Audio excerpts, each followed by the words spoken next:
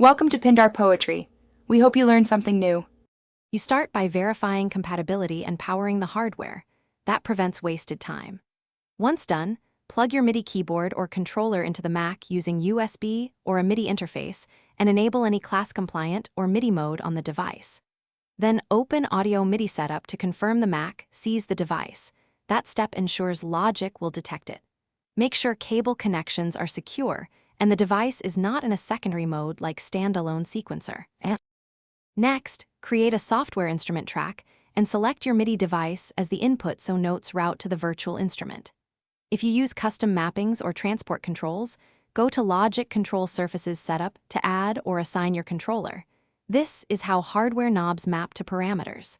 Make sure MIDI through is active so input reaches the instrument.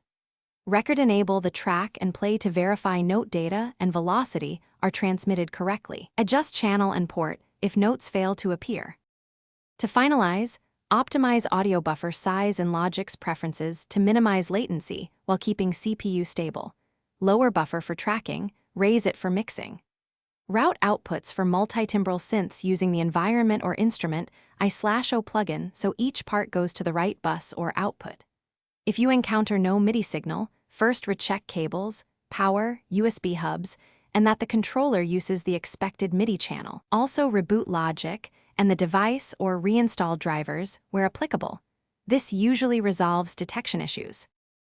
Thanks for watching. Consider subscribing if we helped you.